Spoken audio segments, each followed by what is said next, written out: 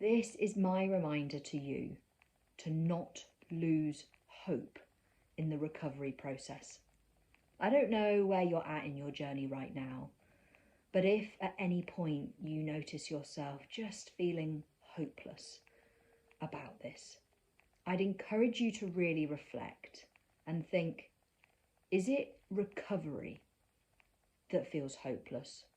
Or is it trying to recover whilst holding hands with an eating disorder that feels hopeless?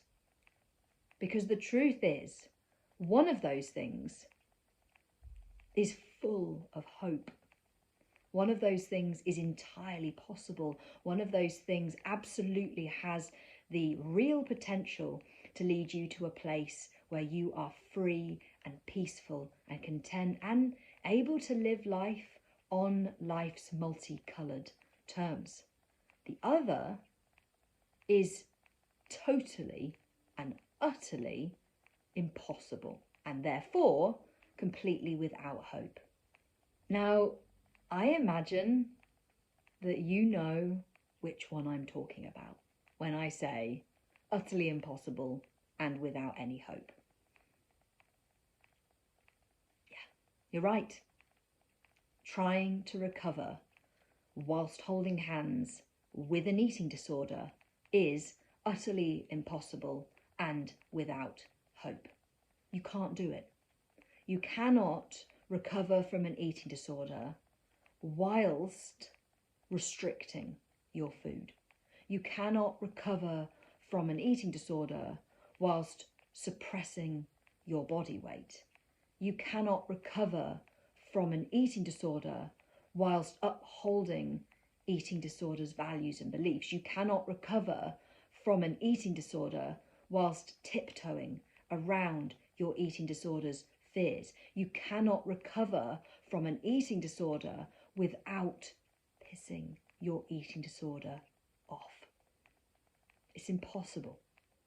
And of course, recovery takes many different forms. Everyone's journey is unique, but some things about recovery, they're just consistent facts, consistent things that have to happen in order to be able to fully nutritionally rehabilitate and completely neurally rewire. And therefore, things like restriction, things like suppressing your body weight, things like avoiding annoying your eating disorder, things like upholding and maintaining eating disorder fears, eating disorder behaviours, those things simply are not compatible with reaching a place of full recovery.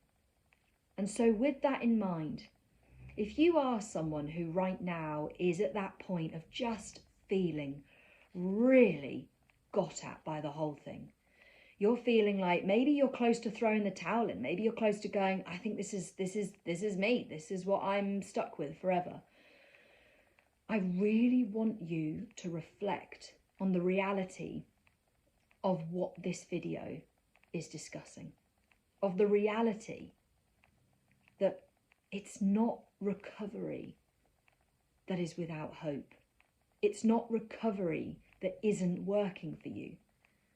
What isn't working for you is trying to recover whilst also holding hands with your eating disorder. And it's not working for you, not because you're doing something wrong, but because it doesn't work for anyone. It doesn't. And that is the harsh reality of recovery. So check in. Be really honest. Before you throw that towel in, just ask yourself, is it recovery that isn't working? Or is it holding hands with my eating disorder? And then what I want you to do with this awareness is be honest with yourself. Check in. Pull over. Pit stop. Check in. Where is the eating disorder still showing up?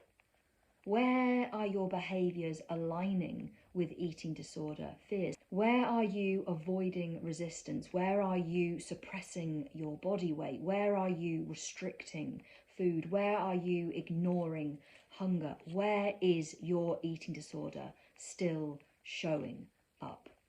And be really thorough with this. Knowing where you are, like really where you are, is crucial in making change. We have to know where we are and we have to know where we want to get in order to be able to make any journey ever. And recovery is no different. So see this process as a pulling over, a checking in with yourself with real honesty of where things are at. You can do it on your own. You can do it in journal form. You could do it in a conversation with a loved one. Whatever it need to be. You could do it in a conversation with a coach or a therapist if that's something you have access to.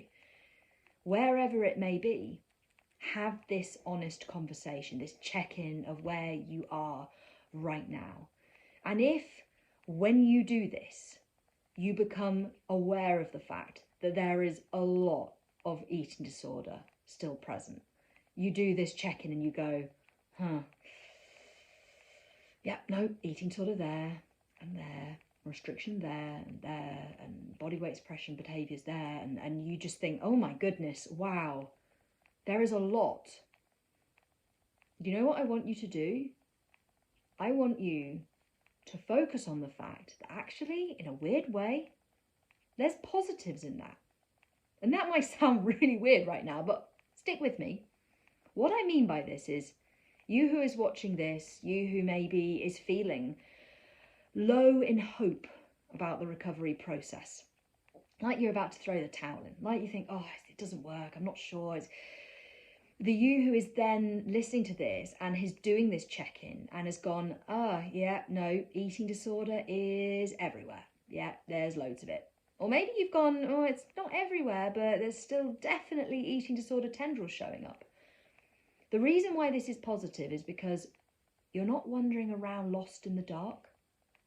The likelihood is if you are feeling lacking in hope, apathetic towards the recovery process, that accompanying that is a sense of dissatisfaction with where you're at, a sense of frustration about lack of progress that's being made, a sense of loss of hope that the place of freedom is really a possibility for you. And do you know why checking in and realizing that there is still eating disorder present is actually a positive? It's because of two things. One, the you who has checked in and has identified eating disorder showing up in the now. That is the you who has made the connection with what needs to change in order to get to the place that you want to be. And two, that clarity, that identification, that is all that you need to inform your action taking. That is it. And so yes, maybe with this video, the awareness that actually, maybe it's not recovery that's hopeless. Maybe it's the way that I'm approaching recovery. Maybe it's me who is trying to recover but also holding hands with my eating disorder. Maybe that's what is hopeless. And the you who has then taken that awareness and has then thought, right, let's check in. Let's get honest about where eating disorder is showing up. And the you who has connected with and identified the various ways in which your eating disorder is still showing up.